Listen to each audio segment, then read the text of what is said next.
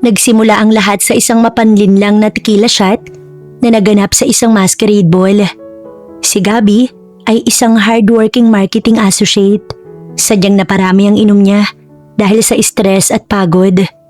Sa gitna ng kalasingan, naghanap siya ng bakanting suite sa hotel para lang sana magpahinga sandali. Hindi niya napansin ang pinto na napasukan niya ay ang executive suite na naiwang bahagyang nakabukas.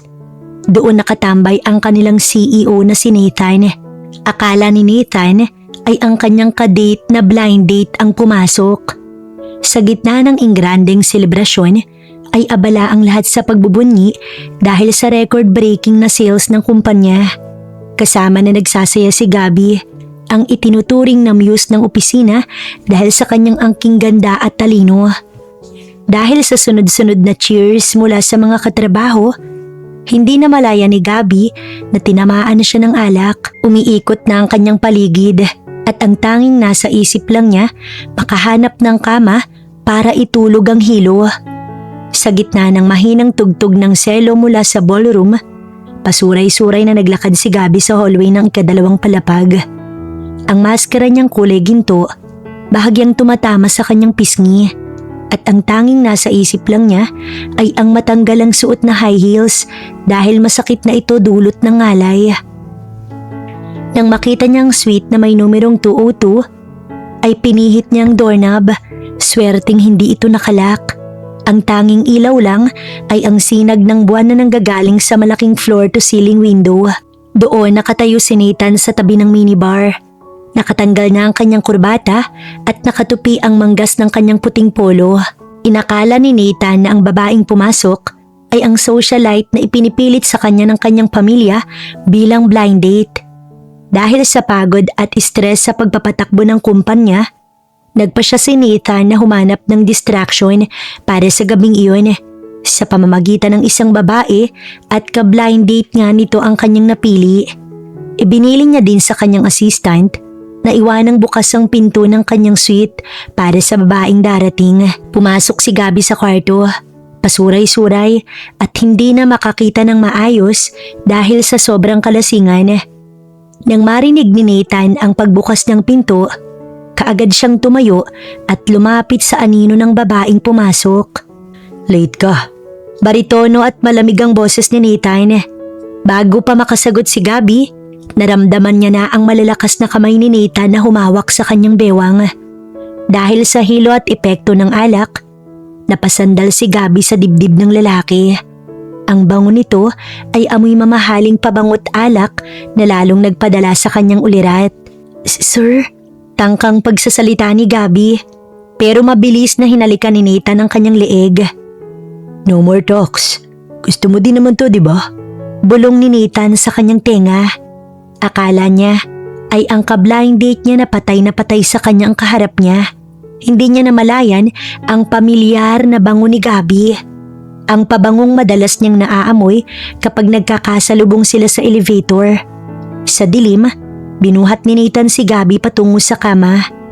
Ang bawat haplos at halik, puno ng pagnanasa. Akala ng bawat isa, panaginip lang lahat o bahagi ng isang transaksyon na hindi nila alam ang dulo. Sa bawat sandali, naramdaman ni Nathan ang kakaibang lambot ng balat ni Gabby. Dulot ng alak, natangay na din pati ang dalaga. Ang bawat halik ni Gabby ay tila may kasamang pag-aalinlangan, pero puno ng inosenteng pagnanasa na lalong nagpagulo sa isip ni Nathan. Sa gitna ng init ng gabi, may isang sandali na muntik nang makilala ni Nathan ang pabango ni Gabby na madalas niyang mapansin kapag naglalakad ito sa hallway ng opisina. Pero binaliwala niya ito at inisip niyang baka nagkataon lang. Ang gabing iyon ay naging isang sayaw ng dalawang taong nagtatago sa dilim. Si Gabby na nasa ilalim ng ilusyon ng alak ay sumabay sa agos sa akalang ito ang kanyang reward sa lahat ng pagod sa kumpanya. Si Nathan naman, sa kabila ng kanyang pagiging seryosong boss, ay nagpakita ng panig na hindi kailanman makita ng sinuman. Mapusok, mapag-alaga at tila uhaw sa totoong koneksyon. Nang matapos ang lahat, dahan-dahang nakatulog si Gabby sa bisig ni Nathan. Ang huling naramdaman niya bago siya lamunin ng antok ay ang paghalik ng lalaki sa kanyang noo. Bago sumikat ang araw, bahagyang nagising si Gabby. Nakita niya ang bulto ng lalaking katabi niya. Nang makita niya ang pamilyar na relo sa side table, isang limited edition na nakikita niya lang sa mga magazine tungkol sa kanilang boss, dahan-dahan niyang pinagmasdan ang mukha ng lalaking katabi niya at doon siya binuhusan ng malamig na tubig. Diyos ko, si Sir Nathan to. Bulong na niya. Sinikap niya na wag makagawa ng ingay. Maingat siyang bumangon. Kumaripas siya ng bihis. Hindi na alintana kung magulo ang buhok niya. Pagsara ng pinto, hindi na umabot si Gabby sa kwarto. Sumandal siya sa malamig na pader ng hallway dulot ng kaba. Hinahabol ang hininga habang tinatanggal ang kanyang maskara na hindi tinangkang alisin ni Nathan kagabi. Ang amoy ng alak sa kanyang hininga, humalo sa bango ng kanyang vanilla perfume. Matapos ang madaling araw na pagtakas ni Gabby, naiwang nag-iisa si Nathan sa nagulong kama. Habang inaayos niya ang unan, naramdaman niya ang isang matigas na bagay sa ilalim. Isang perlas na hikaw, pero hindi lang iyon ang kanyang nakita. Sa sahig, malapit sa paanan ng kama, may isang maliit na ID accessory, isang customized lanyard charm na hugis kape at may nakasulat na maliit na pangalan. Napaisip si Nathan. Biglang nagplay sa utak ni Nathan ang isang tagpo mula sa nakaraang linggo. Sa pantry ng kumpanya, nakita niya ang isang empleyadong muntik ng matapon ng kape dahil sa pagmamadali nito. Pasensya na po sir, sabi ng babae noon habang hawak ang kanyang ID. Napansin ni Nathan ang charm na yon dahil mahilig din siya sa kape. Hindi niya matandaan ang buong mukha ng babae noon dahil nakayuko ito. Pero ang boses, ang malambot at medyo paus na boses na yon, eksaktong-eksakto sa boses na bumulong sa kanya kagabi. Pagpasok ni Gabby sa opisina, tila pasan niya ang daigdig. Nakamask pa siya't kunwari may ubo para itago ang mukha niya. Pero bago pa man siya makaupo sa kanyang desk, nakatayo na sa harap niya ang head ng HR. Gabby, the CEO wants to see you now. Dalihin mo ang lahat ng files ng huling kampenyo. Po? Ako? Bakit ako? Masama po ang pakiramdam ko. Baka mahawa sa akin si sir. Siya ang may utos. Pero iniisip ko din naman po ang kapakanan ni sir. Sinabi ko na't hindi na uulitin. Kung sakali man na mahawa siya, kasalanan niya na yon. Dahil sa sinasabi nito kasabay ng mapanlisik na mata, wala nang nagawa si Gabby. Kabado siya't kinakagat pa ang kanyang ibabang labi na nakakubli sa mask. Pagpasok ni Gabby sa opisina ni Nathan, pinilit niyang pinatatag ang kanyang boses. Good morning sir, ito po ang report. Hindi tumitingin si Nathan, nakaharap lang ito sa bintana. Nilalaro ang isang maliit na bagay sa kanyang mga kamay. Tell me Gabriela, mahilig ka ba sa perlas o mas gusto mo ang kape? Nanigas si Gabby, dahan-dahang humarap si Nathan at inilapag sa lamesa ang perlas na hikaw katabi ang coffee charm mula sa kanyang ID. I recognize the voice, Gabby. And I definitely recognize this charm. You left more than just a memory in my suite. Pilit na nag-deny si Gabby. Sir, baka po nagkakamali kayo. Marami pong may ganyang charm sa Shopee. Tumayo si Nathan at dahan-dahang lumapit kay Gabby. Umatras si Gabby, ngunit ganoon din ang pagsulong ni Nathan hanggang sa maipit ito sa pagitan ng pader at ng matikas na katawan ni Nathan. Inalis ni Nathan ang face mask ni Gabby. Then, explain the scratch on my neck. Exactly where your nails were last night. Napalunok si Gabby. Wala na siyang takas. Alam na ng CEO ang kanyang sikreto. Naniga si Gabby sa kinatatayuan niya. Ang init ng hininga ni Nathan sa kanyang pandinig ay sapat na para bumalik lahat ng alaala ng gabing yon. Ang bawat haplos, ang bawat bulong at ang bawat pagkakamali na tila tama noon sa pakiramdam. Anong gusto niyo sir? Isusumbong niyo ba ako sa HR? Tatanggalin niyo ba ako? Why would I? Ako ang CEO. Mas makapangyarihan ako kaysa sa HR. Dahan-dahang lumayo si Nathan, sapat lang para makitang namumulang mukha ni Gabby. May kinuha siyang isang eleganting asul na folder sa kanyang table at inilatag ito sa harap ng dalaga. I'm not going to fire you, Gabby. That would be a waste of talent. Isang hangal lamang ang gagawa nun. In fact, I'm promoting you. Starting today, you are my executive liaison. Binasa ni Gabby ang papel. Ang sahod, triple ng kasalukuyan niyang kinikita. Kaya nang bumuhay kahit pa 3 pamilya. Pero may isang kasunduan sa dulo na nakakuha ng kanyang atensyon. Ang empleyado ay dapat na maging available 24/7 para sa mga personal na pangangailangan ng CEO. Kasama na doon ang international travels and after-hours consultations. After-hours consultations? Sir, labas na po yan sa job description ng isang marketing associate. Humalukip-kip si Nathan at sumandal sa kanyang leather chair. You have 2 choices, Gabby. Ang una, pipirmahan mo yan at sasama ka sa akin sa Paris bukas ng gabi para sa isang week-long merger negotiation. Ang pangalawa, ire-report ko sa mga pulis na pumasok ka ng walang authorize sa aking private suite para magnakaw. Ang dumi niyong maglaro, sir. Dahil marunong akong gumamit ng strategy. Paris is beautiful this time of year, Gabby, at kailangan ko ng assistant na nakakakilala sa akin intimately. Someone who knows how I like my coffee and someone who isn't afraid to leave a mark. Nakangising ani Nathan. Walang nagawa si Gabby kundi kunin ang ballpen. Habang pumipirma siya, naramdaman niyang titig ni Nathan na tila hinuhubaran siya ng katotohanan. Pagkatapos niyang pirmahan, kinuha ni Nathan ang folder at hinawakan ng kamay ni Gabby. Good choice. Pack your bags, Gabby. Susunduin kita ng 7 p.m. bukas.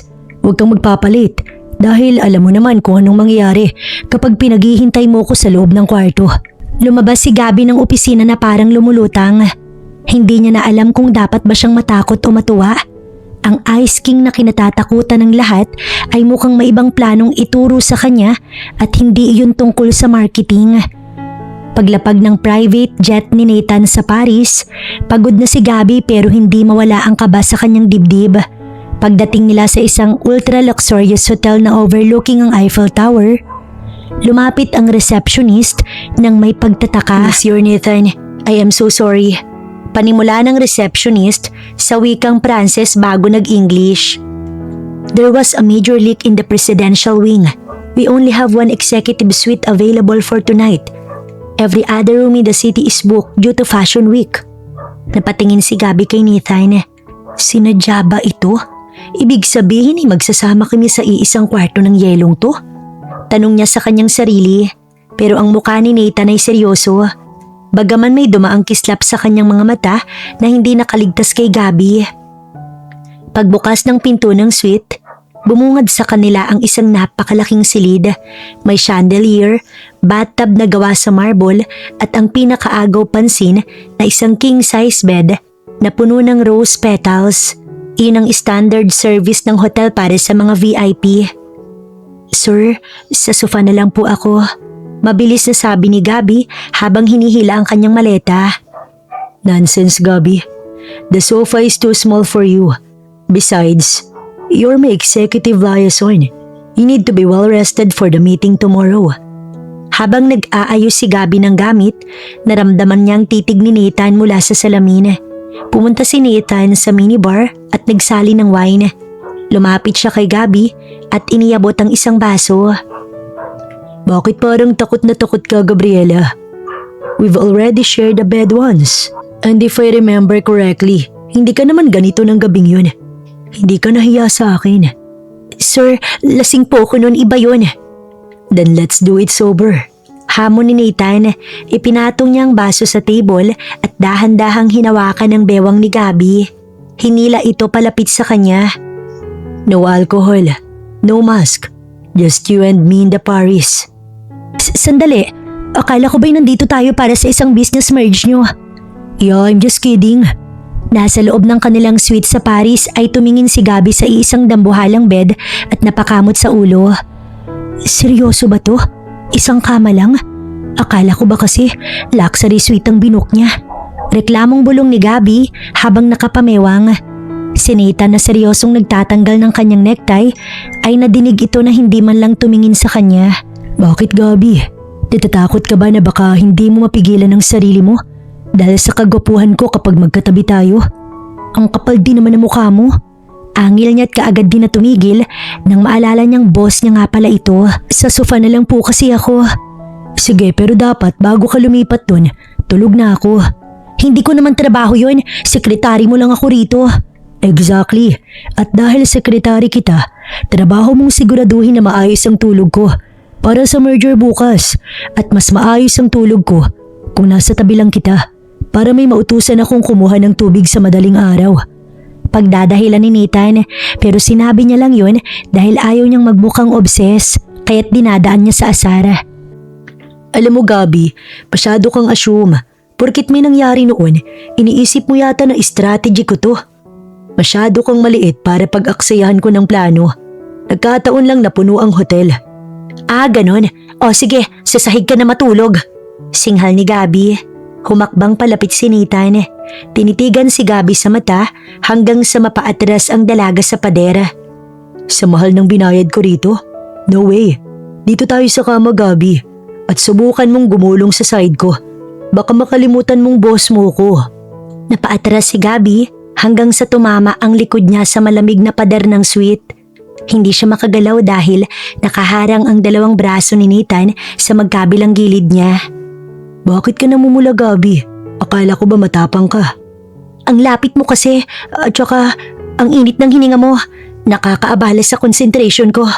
Sagot ni Gabi. Concentration para sa merger bukas? O concentration para hindi mo ko mahalikan?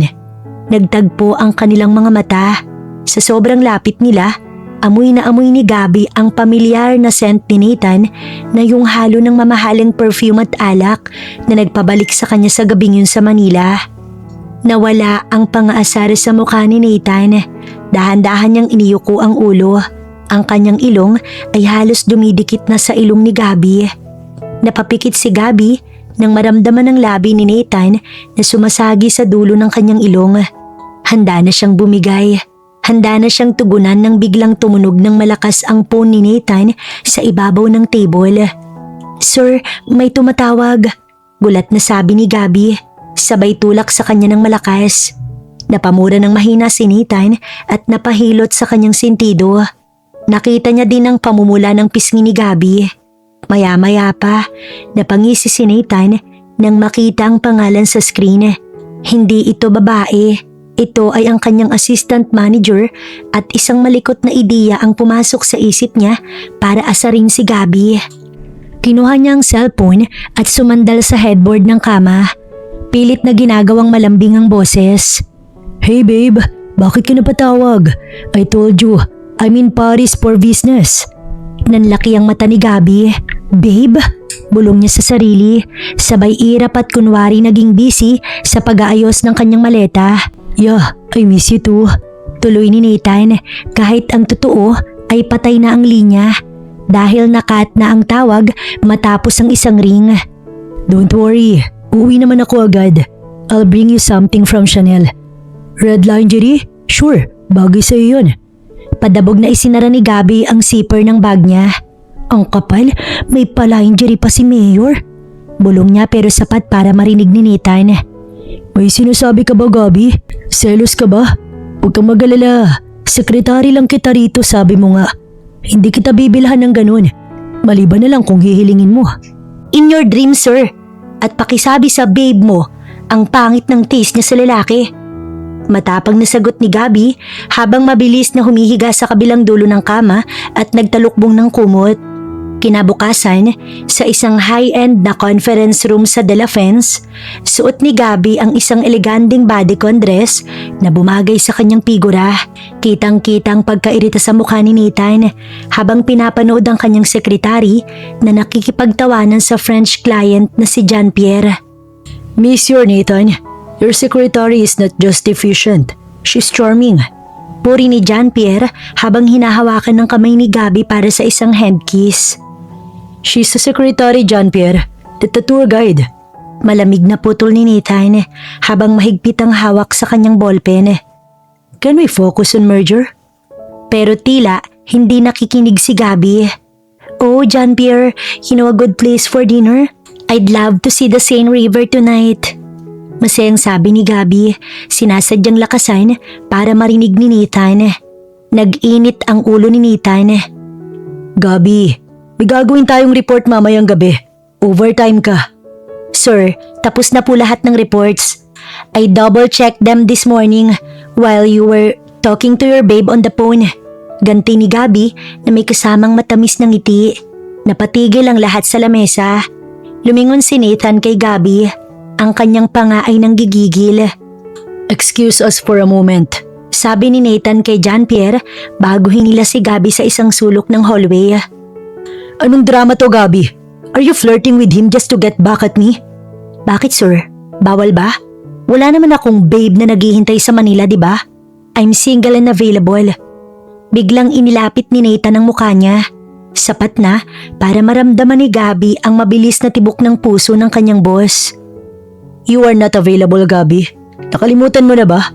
You were mine first. At walang ibang pwedeng kumuha sa Paris kundi ako lamang. Pagbalik nila sa table matapos ang tensyon sa hallway, sinalubong sila ni John Pierre na may tipid ng ngiti. Pero ang mga mata nito nananatiling nakapako kay Gabby. Is everything alright? You two seem intense. Puna ni John Pierre. Business is always intense, John Pierre. Let's get back to the numbers. Malamig na sagot ni Nathan, sabay lapag ng tablet sa gitna ng mesa. Sinadya niyang i-adjust ang upuan niya para bahagyang maharangan ang view ni John Pierre kay Gabby. Habang tinatalakay ang logistics ng merger, hindi mapigilan ni John Pierre ang mag-insert ng mga hirit.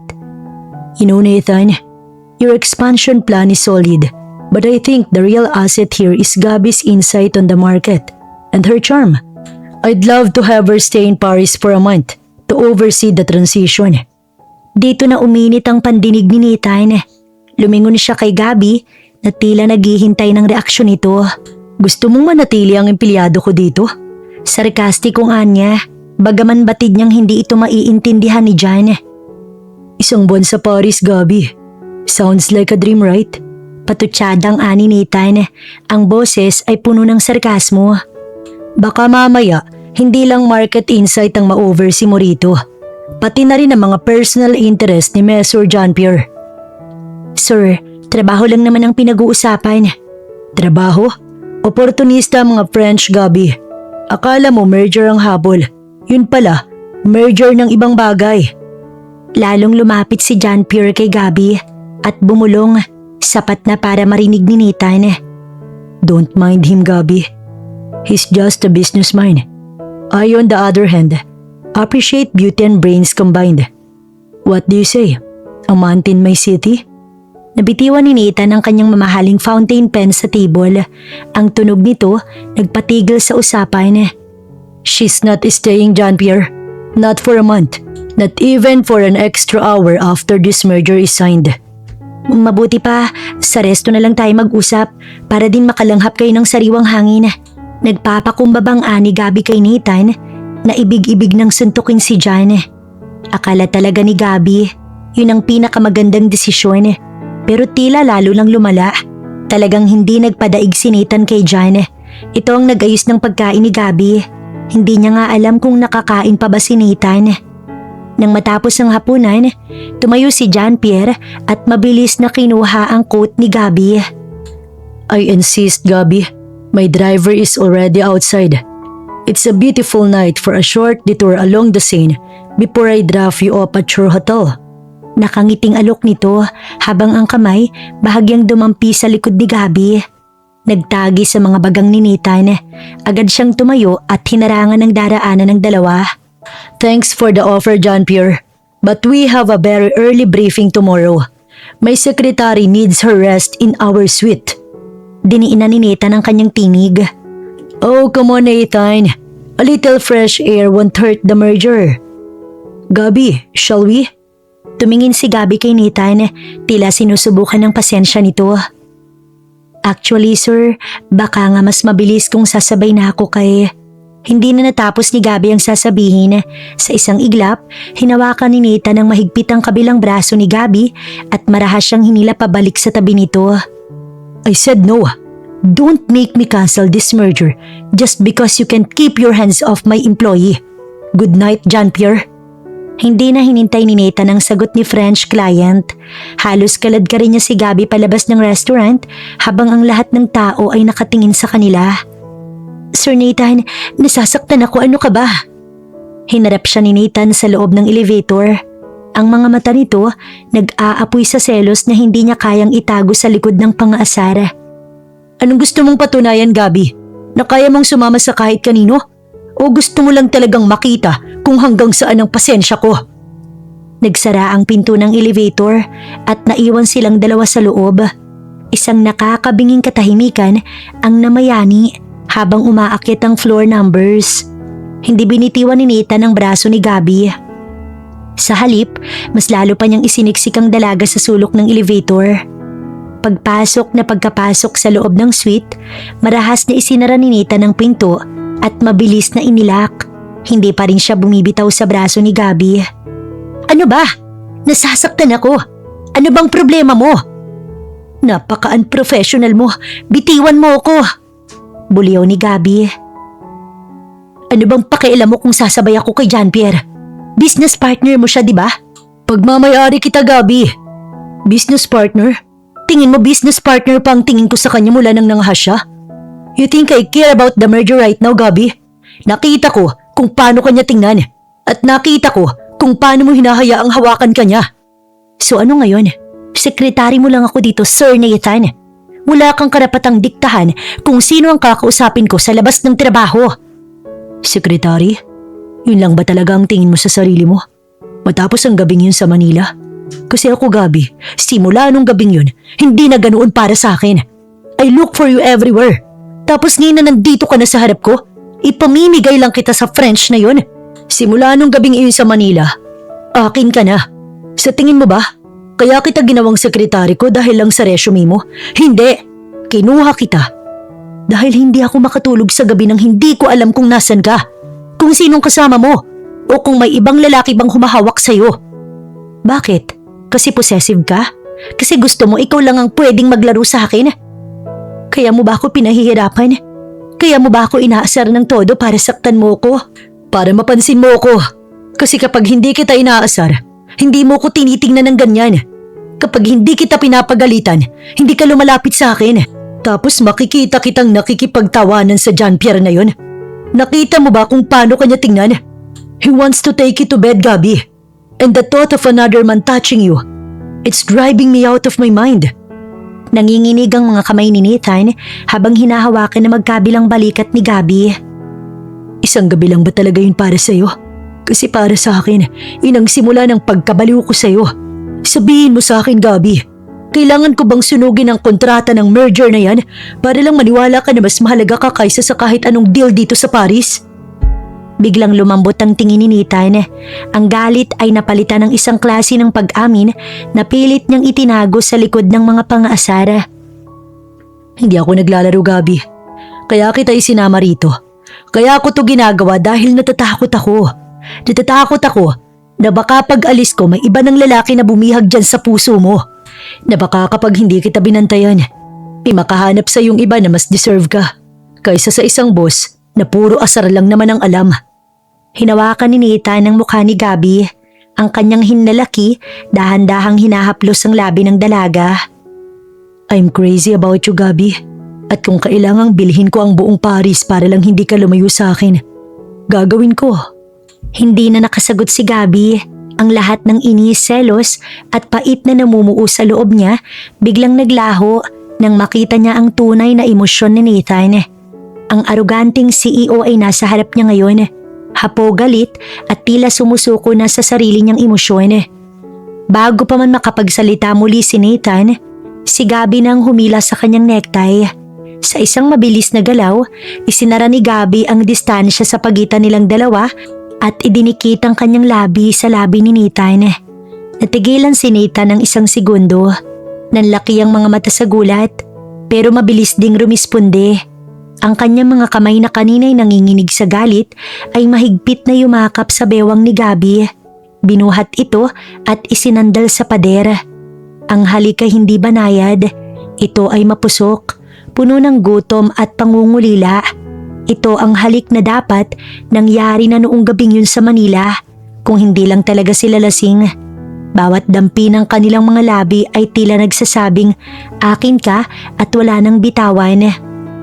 Naputol lang ang halik ng kapwa na sila kinapos ng hininga, pero hindi inilayo ni Nathan ang kanyang muka.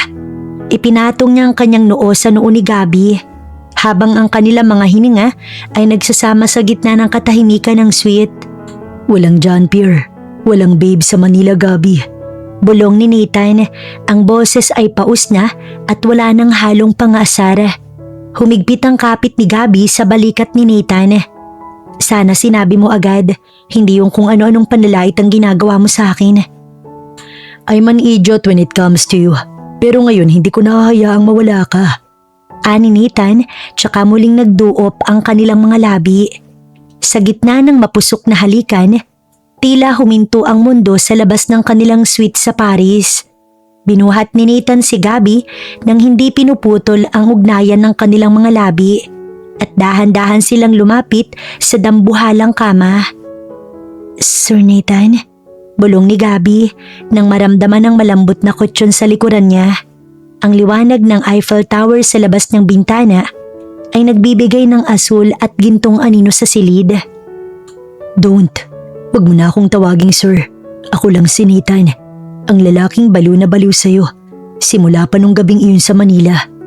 Muling hinalikan ni Nathan ang bawat pulgada ng mukha ni Gabby, ang kanyang noo, ang kanyang mga mata, hanggang sa bumaba ito sa kanyang leeg.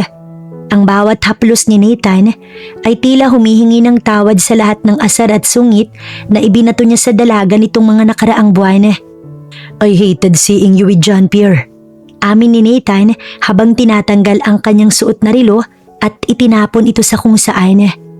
I hated every second that I wasn't the one making you smile. Bakit kasi kailangang dumaan sa pang-asara? Akala ko talaga, baliwala lang sa'yo ang lahat.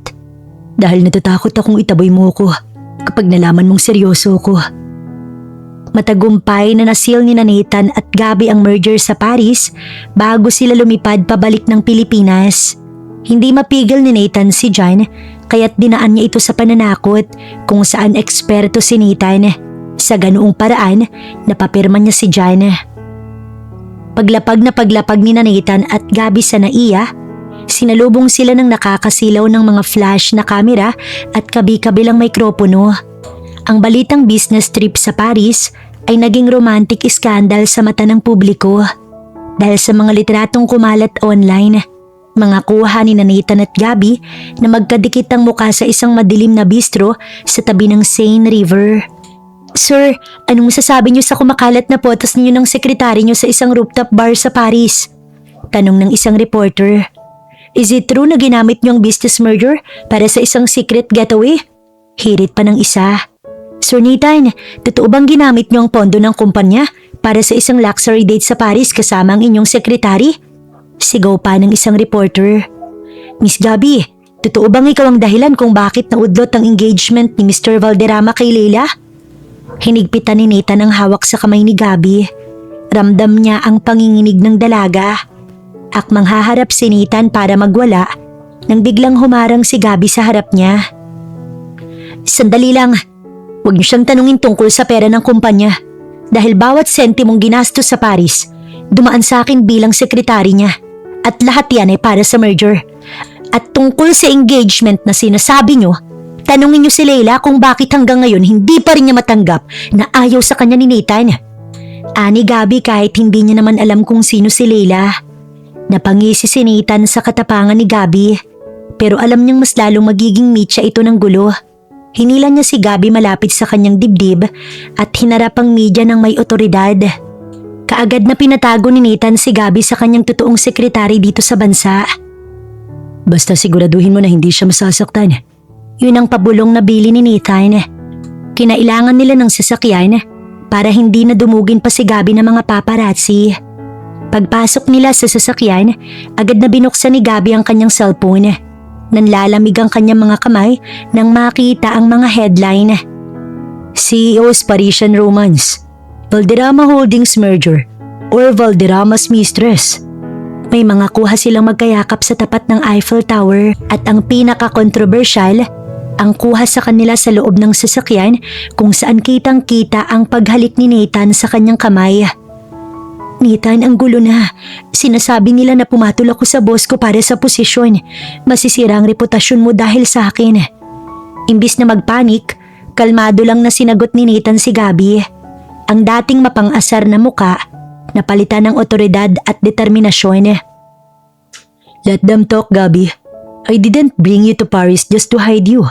Gusto nila ng balita? Ibibigay ko sa kanila ang totoong balita.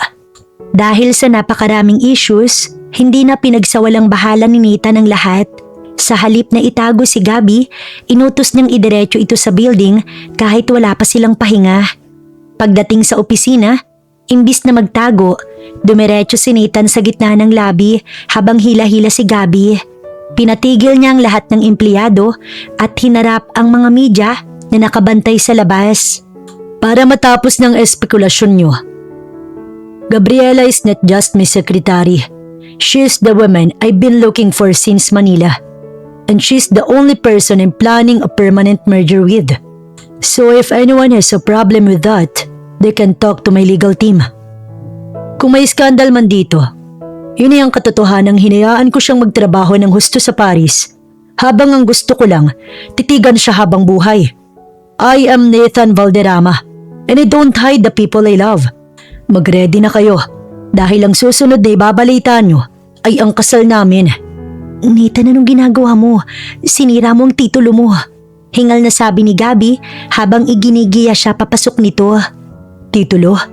Dang that title, Gabriela. Sagot ni Nathan habang hinahabol ang hininga. Bakas ang halo-halong galit at pananabik. Masuunahin ko pa bang isipin yun? Kung kailangang kalabanin ko ang buong bansa para lang malaman nila ang lahat, ay gagawin ko. Ani Nathan, hanggang sa wakas, naakyat nila ang opisina. Pagbukas pa lang ng pintuan ng office suite ni Nathan, bumungad na ang amoy ng mamahaling pabango ni Leila. Nakaupo ito sa leather sofa, nakadikwatro at prenteng humihigop ng wine habang nakatingin sa naglalakihang balita sa TV tungkol sa Paris scandal. Welcome back, lovers. Masyado yatang naging madamdamin ang arrival ninyo sa airport. Nathan, hindi mo ba alam na bumagsak ng 5% ang stocks natin dahil sa merger na ginawa nyo sa kama? Hindi binitiwan ni Nathan ang kamay ni Gabby. Sa halip, lalo pa niya itong hinila palapit sa kanya. Sinong nagpapasok sa'yo rito, Leila? Security? Don't bother. Narito ako hindi para makipag-away, kundi para bigyan kayo ng choice. Nathan, ang board of directors ay nagpupulong na sa kabilang room. Gusto nilang tanggalin ka bilang CEO dahil sa unprofessional conduct mo sa sekretary mo. Tumingin si Leila kay Gabby na may pandidiri. At ikaw, Gabby, isang pirma mo lang sa paper na to. Naaakuin mong ikaw ang nanukso kay Nathan nung gabing yun sa Manila at sadyang pumasok sa kwarto niya para makuhang trabahong to.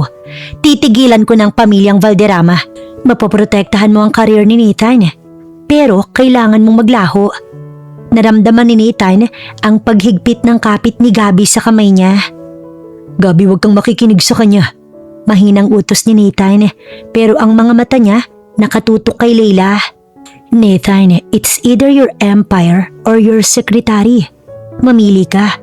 Kasi kapag hindi pumirma si Gabby, ilalabas ko ang video footage ng gabing yun kung saan makikita ang lasing na babaeng yan na pilit pumapasok sa kwarto ng boss niya. Rape case, Nathan. O baka sexual harassment. Kaya mo bang panindigan yan sa korte? Tumayo si Nathan at hinarap si Leila. Ang mukay 1 pulgada na lamang ang layo. Alam mo kung anong pagkakamali mo, Leila? Akala mo business deal to na pwede mong i-negotiate. Hinarap ni Nathan si Gabby. Gabby, tandaan mo ang sinabi ko sa Paris.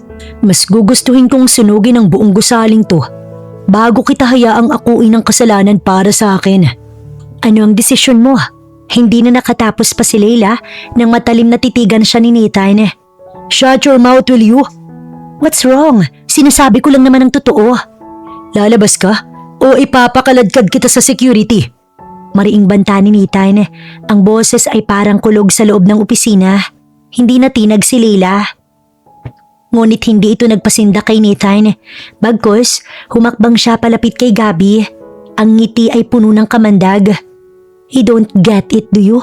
Kapag hindi mo inako na ikaw ang sadyang pumasok sa kwarto ni Nathan, na ikaw ang nanalig sa kanya nung gabing yun, makakasuhan si Nathan ng professional misconduct. Lalabas na ginamit niya ang posisyon niya para makuha ka. Ang merger sa Paris, masisira yan. Ang Valderrama Holdings, babagsak ang stocks. Napatingin si Gabby kay Nathan. Nakita niya ang pagtiim ng bagang nito. Handa si Nathan na mawala ang lahat, wag lang siyang mapahamak. Leila, I said get out! Sigaw ni Nathan, sabay hablot sa telepono para tawagan ng security. I don't care about the stocks. I don't care about the scandal. I build another company from scratch. But I will never let you touch Gabby. Dali-daling pumasok ang dalawang security guards at hinawakan sa braso si Leila. Bitiwan niyo ako. Nathan, pagsisisihan mo to. Gabby, sisirain mo ang lalaking mahal mo. Huling sigaw ni Leila bago siya tuluyang nailabas ng silid. Naiwang hinihingal si Nathan. Agad siyang lumapit kay Gabby at hinawakan na magkabila nitong pisngi. Gabby, listen to me. Huwag kang makikinig sa kanya. Hindi mo kailangang umako ng kahit ano. I will handle the legal team. I will handle the press. Pero nakita ni Nathan ang determinasyon sa mga mata ni Gabby. Isang klase ng tingin na hindi niya nakita nung sila ay nasa Paris. Nathan, mahal mo ba talaga ako? More than anything in this world. Then let me protect you this time. Hindi ako ang aako ng kasalanan na hindi ko ginawa. Pero sasabihin ko ang totoo. Sa tapat ng gusali ng Valderrama Holdings, hindi na magkamayaw ang mga reporter. Huminga ng malalim si Gabby at hinarap ang kabi-kabila ang mikropono. Habang si Nathan, pilit siyang pinipigilan sa likuran. Makinig kayong lahat, sigaw ni Gabby. Narito ko para linisin ang pangalan ni Nathan Valderrama. Walang professional misconduct na nangyari. Ang merger sa Paris, bunga ng pagtatrabaho namin ng tapat. Tumingin si Gabby ng diretso sa kamera. Ang boses ay hindi nangangatal. Para matigil na ang mga maling akusasyon at para hindi na madamay ang kumpanya, formal na akong aalis sa kumpanya. Wala nang ugnayang boss at employee sa pagitan namin. Kaya mula sa sandaling to, anumang makita nyo sa amin, personal na naming buhay. Nagulat ang media. Lalo na si Nathan na hindi akalain na itutuloy ni Gabby ang pag-alis. Gabby, anong ginagawa mo? Bulong ni Nathan. Tigilan niyo na si Nathan. Huling hirit ni Gabby bago tumalikod at mabilis na naglakad palayo sa kumpanya. Dala ang kanyang gamit at ang kanyang dignidad. Pagdating sa parking lot, mabilis siyang sinundan ni Nathan at hinarang ang kanyang daraanan. Hinawakan ni Nathan ang magkabila niyang balikat. Bakit mo ginawa yun? Sabi ko naman sa'yo, kaya kong ayusin to. Kailangan nyo, Nathan. Ngayong hindi mo na ako employee, wala na silang bala laban sa'yo. Ngayon malaya ka nang ayusin ang merger at ang gulo ni Leila nang hindi ako nagiging pabigat. Hinila ni Nathan si Gabby at niyakap ng napakahigpit sa gitna ng parking lot. Hindi na iniisip kung may kumuha pa ng litrato. You're not a burden, Gabby. You're my life. Pero sige, kung gusto mo mag-resign, fine. Pero asahan mong bukas, hindi na sorang itatawag mo sa akin dahil susunduin kita sa bahay nyo para formal na ligawan. Sa gitna ng ingay ng Maynila at gulo ng kumpanya, pinili ni Gabby ang katahimikan. Hindi niya sinabi kay Nathan kung saan siya pupunta. Iniwan lang niya ang kanyang resignation letter at isang maikling note na, ayusin mo ang lahat, Nathan. Magkikita tayo kapag wala na tayong kailangang patunayan sa mundo. Bumalik si Gabby sa kanilang maliit na bayan sa Pangasinan.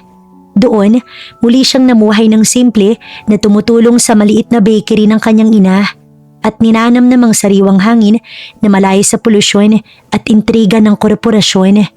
Pero gabi-gabi, tinitingnan niya ang kislap ng bituin at naaalala ang kislap ng Eiffel Tower at ang pangako ni Nathan sa Paris.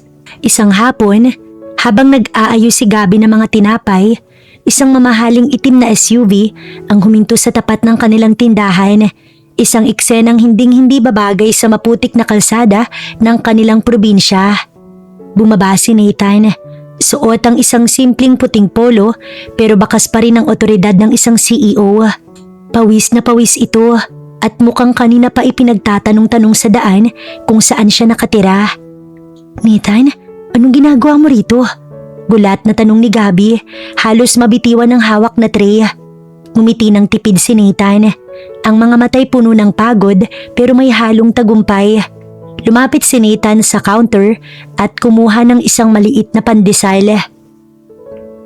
Kaya narito ako para mag-apply. Balita ako, kailangan nyo ng taga-deliver ng tinapay. Masyado kang overqualified, sir.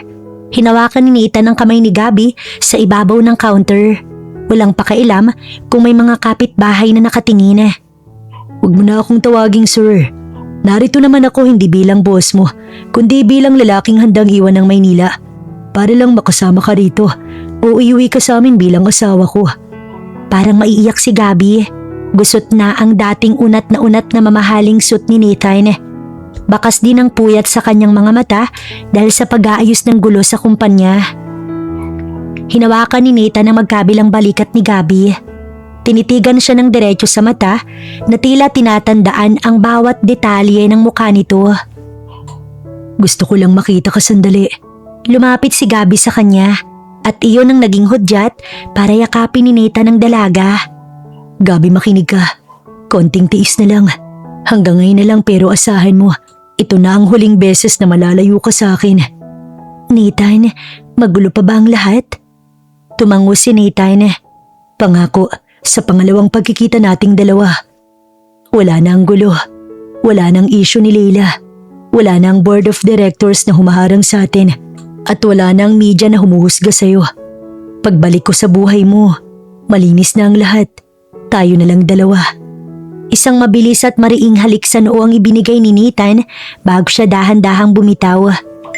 Hintayin mo ko dahil ang susunod nating merger, hindi na para sa negosyo, kundi para sa habang buhay. Ang isang kamay ni Nathan ay nasa bulsa niya at pinipiga ang velvet box doon. Alam niyang hindi pa ngayon ang tamang panahon, sadyang pinangulilaan niya lang ang mukha ni Gabby. Sa loob ng boardroom ng Valderrama Holdings, nagkakagulo ang mga directors. Nakaupo si Leila sa dulo ng mesa, kampante at may mapang-uyam ng ngiti. Tinitingnan ang kanya mga kuko habang hinihintay ang formal na pagkakatanggal kay Nathan bilang CEO. Tapos na ang oras mo, Nathan. Ang board ay handa ng bumoto dahil sa iskandalong dinala mo at ng sekretary mo sa Paris, wala ka ng lugar dito. Kutyang sabi ni Leila. Dahan-dahang tumayo si Nathan. Hindi mababakas ang kaba sa halip, may dala siyang aura ng isang leon na handang manakmal. Inilapag niya ang isang makapal na folder sa gitna ng mesa. Bago kayo bumoto, gusto ko munang ipakita sa inyo ang audit report ng huling 5 taon ng kumpanya ni Leila. Ang kumpanyang balak nating emerge sana. Nanigas si Leila sa kanyang upuan. Nakita ng legal team ko na may falsification of documents at money laundering na nangyari sa pamilya ninyo, Leila. Pagpapatuloy ni Nathan habang isa-isang tinitingnan ng mga board members. Ginamit ni Leila ang issue namin ni Gabby para ilihis ang atensyon ninyo sa katotohanang binubudol niya ang Valderrama Holdings. Ang iskandal na pinagkalat niya, isang paraan lang yun para i-blackmail ako at makuha ang buong kontrol ng kumpanya. Nagbulungan ng mga directors. Binasa nila ang mga dokumento at kitang-kita ang ebidensya ng pandaraya ni Leila. Nathan, gawa-gawa mo lang yan! Sigaw ni Leila, namumula na sa takot. Gawa-gawa? Ang mga photos namin sa Paris, Leila. Kinuha ng isang private investigator na binayaran mo gamit ang corporate funds ng kumpanya namin. At narito na ang mga pulis para arestuhin ka sa kasong corporate espionage at extortion. Pumasok ang mga otoridad at pinalibutan si Leila. Bago siya tuluyang mailabas, lumapit sa kanya si Nathan at bumulong. Sinabi ko na sa iyo, Leila, wag na wag mong lalaruin ang taong mahal ko dahil ang merger na makukuha mo ngayon ay ang rehas at pagkasira ng pangalan mo. Nang mailabas na si Leila, humarap si Nathan sa board. Tapos na ang gulo. Malinis na ang pangalan ng kumpanya At malinis na rin ang pangalan ni Gabi. Ngayon, nasa inyo na ang desisyon kung aalisin niyo pa ako. Hindi ko napapasukin ang bagay na yan. Ani Nathan, tsaka tinalikuran ng kanyang mga board na hindi niya akalaing mas pinaniwalaan pa si Leila. Bago tuluyang lumisan si Nathan para tuparin ang kanyang pangako kay Gabi, tinipon niya ang kanyang mga magulang at ang kanyang pinagkakatiwalaang assistant manager sa loob ng opisina. Dumalo talaga ang mga magulang niya ngayon matapos mabalitaan ang sunod-sunod na issue. Kaya lang ay sinabi ni Nathan siya na ang bahala, kaya hindi na dumalo ang mga ito sa boardroom. Anak, ano ang nangyari? Okay na po, ma. Nakahinga ito ng maluwag. Pero, Mommy, Daddy, seryosong panimula ni Nathan habang inilalapag ang kanyang huling mga pirmadong dokumento. Ngayong malinis na ang pangalan ng Valderrama Holdings. Wala na si Leila at ang merger sa Paris ay nasa tamang direksyon niya. Maliban sa mga yan, may kailangan muna akong unahin. Nagkatinginan ang kanyang mga magulang. Alam nilang kapag ganito ang tono ng anak, wala na silang magagawa pa. Ang mga issues ay sapat na para matukoy nila kung saan papunta si Nathan. Binalingan ni Nathan ang kanyang assistant. I'm leaving the daily operations to you. Ikaw ang nakakaalam ng bawat detalye ng mga huling transaksyon namin ni Gabi. I trust you to handle the board. Huwag mong hahayaang may lumapit na kahit sinong reporter o mga oportunista para lang muling dungisan ang kumpanya. Copy, sir, pero hanggang kailan ka mawawala? Ngumiti si Nathan, isang tunay na ngiti na matagal na nilang hindi nakikita. Hindi ko alam hanggang sa mapapayag ko siyang bumalik sa akin. Pero sa susunod na makita niyo ko rito, hindi na ako mag-isa. Hinarap ni Nathan ang kanyang ama. Dad, ituring niyo itong bakasyon o retirement. Bahala na kayo pero ang kumpanyang to hindi babagsak dahil lang sa isang pag-ibig. Mas tumibay ito dahil natutunan kong protektahan na mas mahalaga kaysa sa pera. Bitbit ang kanyang jacket at ang maliit na velvet box, mabilis na lumabas si Nathan ng building. Wala nang lingon-lingon. Sa bawat kilometrong tinatahak ng kanyang sasakyan patungong Pangasinan, lalong bumibilis ang tibok ng puso ni Nathan. Nakapikit si Gabi habang dinadama ang dapit hapon sa gitna ng bukid. Ang init ng araw sa kanyang balat ay tila humahaplos sa lahat ng pagod na iniwan niya sa Maynila. Payapa na ang lahat ng walang flash ng kamera. Wala nang matatalim na salita ni Leila at wala nang sir na kailangan pang pagsilbihan. Ngunit sa gitna ng katahimikan, narinig niya ang lagaslas ng tuyong dahon sa likuran niya. Isang pamilyar na yabag, isang presensya na kahit nakapikit siya, kilalang kilala ng kanyang puso. Napamulat si Gabi at dahan-dahang lumingon. Nanlaki ang kanyang mga mata nang makita si Nathan. Nathan? Hindi ito ang Nathan na nakasuot ng dekalibreng suit. Suot nito ay simpleng maong at puting t-shirt. Ngunit ang titig nito ay kasing lagablab pa rin ang gabi nila sa Paris. Nathan, ganyan ang suot mo? Sabi ko sa'yo, sa pangalawang pagkikita natin, malinis na ang lahat. Iniwan ko muna ang kumpanya sa mga magulang ko. Sabi ko sa kanila, may mas mahalaga akong pupuntahan na kailangang asikasuhin dito sa probinsya. Huminto si Nathan sa mismong harap ni Gabi. Inilabas niya ang velvet box. Ang singsing na naging saksi sa kanilang simula sa Manila at sa kanilang tensyon sa Paris. Wala na si Leila, Gabi. Wala nang issue. Ngayon ang tanging issue na lang na natitira ay kung kailan mo ko sasagutin. Biro ni Nathan. I'm here to fulfill my promise. I'm not your boss anymore.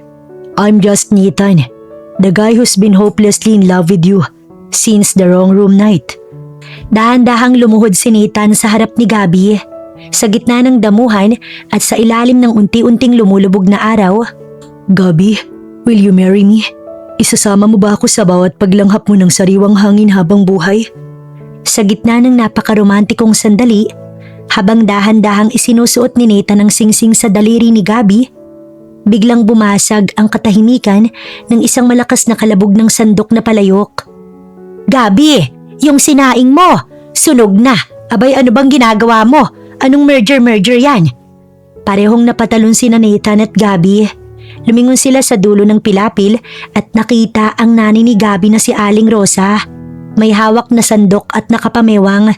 Kasunod ang ilang mga tsismosang kapitbahay na kunwari ay nagwawalis pero halos lumuwaan ang mga mata sa kintab ng sasakyan ni Nathan. Nay, sandali lang po, nagpo-propose po si Nathan. Sigaw ni Gabby. Propose? Bakit nakaluhod dyan sa putikan? Hoy iho, baka mapirwisyo yung mamahaling pantalon mo.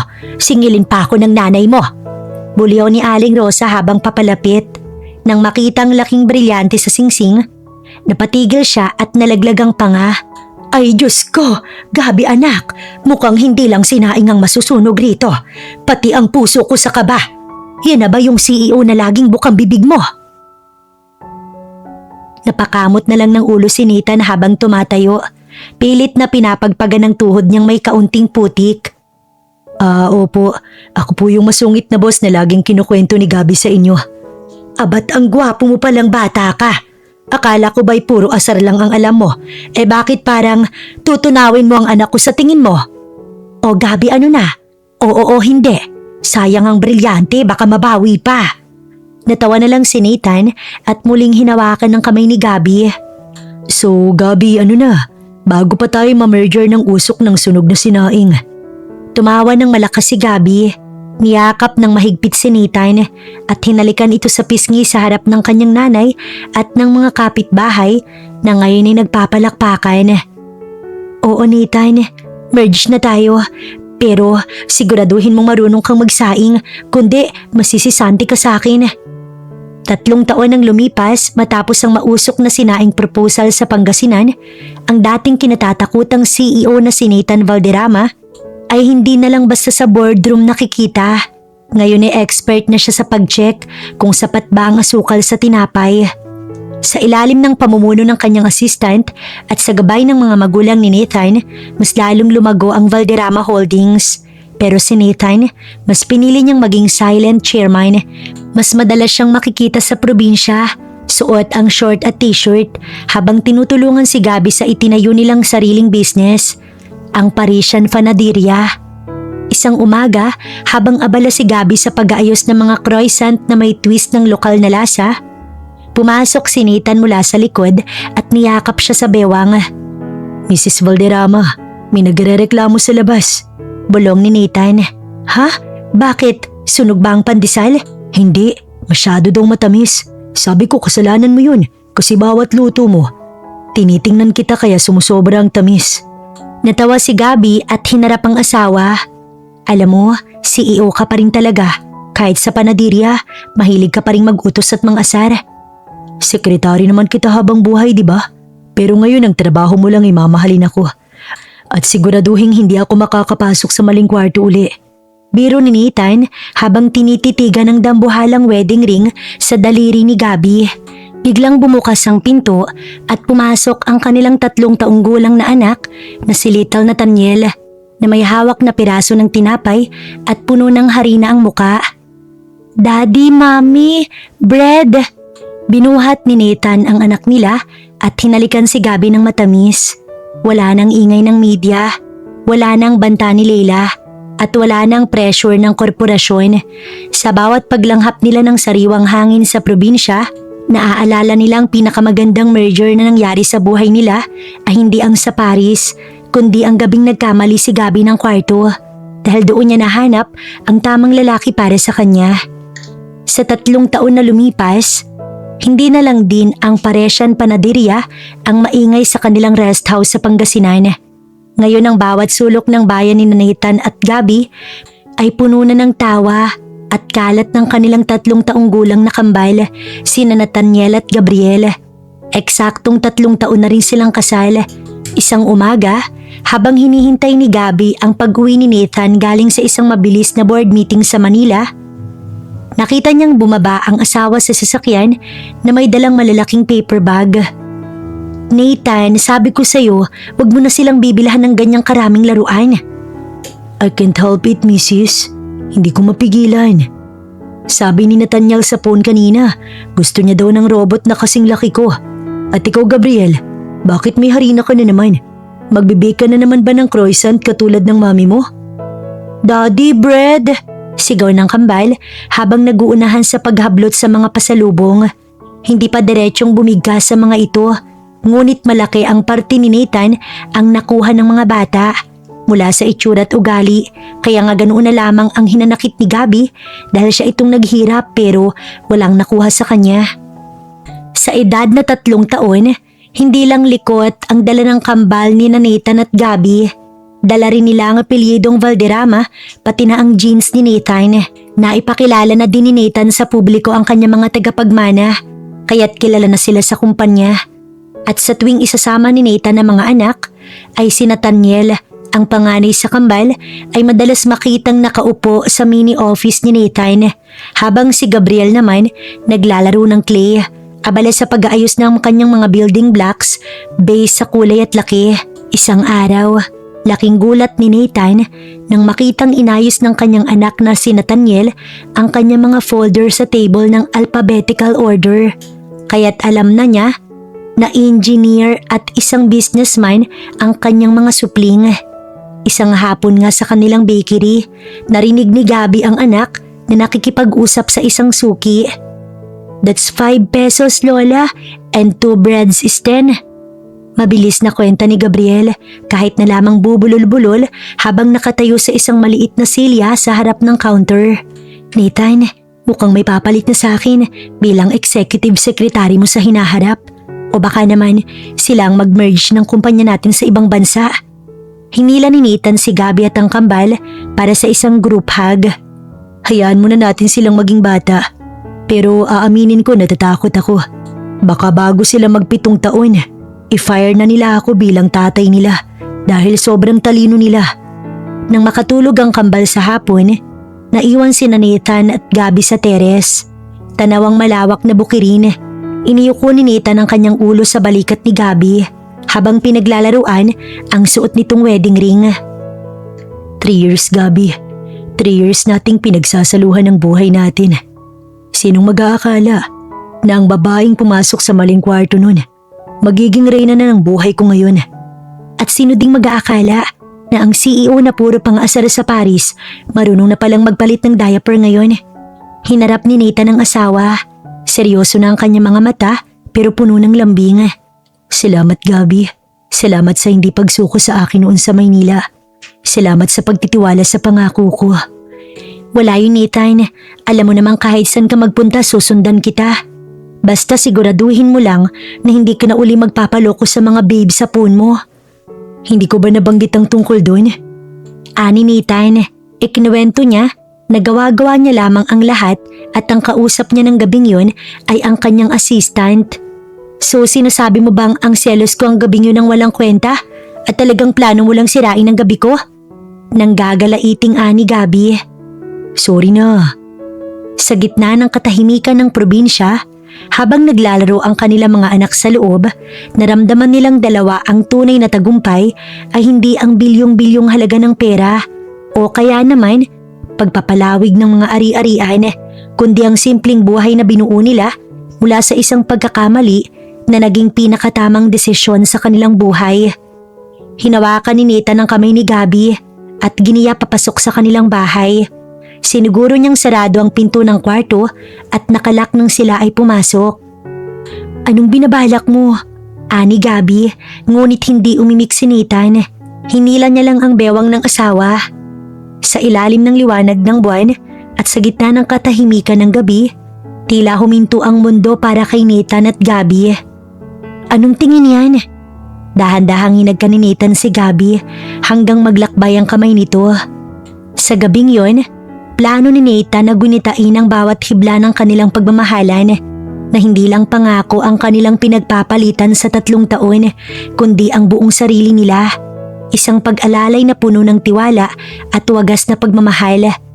Ang hangin sa labas ay malamig, ngunit sa loob ng silid, tila nag-aalab ang bawat sandali sa kanilang pagitan. Sa gitna ng madilim na silid, na tanging liwanag ng buwan na dumadaan sa bintana ang nagsisilbing tanglaw, magkaharap si Gabby at Nathan na kapwa hingal matapos ilabas ang matinding init ng kanilang pagmamahal para sa isa't isa. Dahan-dahang hinaplos ni Nathan ang pisngi ni Gabby. Tila kinakabisa ang bawat kurba ng mukha niya. Sa gabing ito, wala nang mga hadlang, wala nang takot at wala nang bukas na kailangang ipag-alala. Ang tanging mahalaga ay ang init ng balat na naglalapit sa kanila. Sa bawat pagdampi ng kanilang mga labi, damang-dama ang lalim ng pangungulila at ang tindi ng pagnanasa. Nang makabuelo't makahugot muli ng panibagong lakas, sa wakas ay muli na namang naglapit ang kanilang mga katawan. Tila nag-isa ang kanilang mga kaluluwa. Ang bawat buntong hininga at ang mabilis na tibok ng kanilang mga puso ay nagsilbing musika sa katahimikan ng gabi. Ito ang sandaling hindi lamang laman ang nag-uusap, kundi ang dalawang pusong nahanap na ang kanilang tahanan sa isa't isa. Sa ilalim ng mga kumot at sa higpit ng kanilang yakap, ipinadama nila ang wagas na pagmamahal na walang anumang pag-aalinlangan. Sa gabing to, hayaan mo ang bawat pintig ng puso kong magkwento sa'yo kung gaano kita kamahal, Gabi. Dahil pagkatapos nito, hindi na lang tayo. Pagkatapos ng mga salitang yon, wala nang sumunod na imik. Ang tanging narinig na lamang ay ang sabay nilang paghinga habang tuluyan ng nagtagpo ang kanilang mga labi. Mahal kita, Nathan. I love you, my forever secretary. I love you more, Sir Nathan. Nakangiting sagot ni Gabi habang nakasandal sa dibdib ng lalaking nagbigay sa kanya ng habang buhay na kaligayahan. Nang dahan-dahang sumilip ang unang sinag ng araw sa pagitan ng mga kurtina, natagpuan silang payapang magkayakap. Ang gabing iyon, hindi lamang naging pagtatapos ng kanilang paghihintay, kundi ang pundasyon ng isang pagsasamang kailanman hindi na matitibag pa.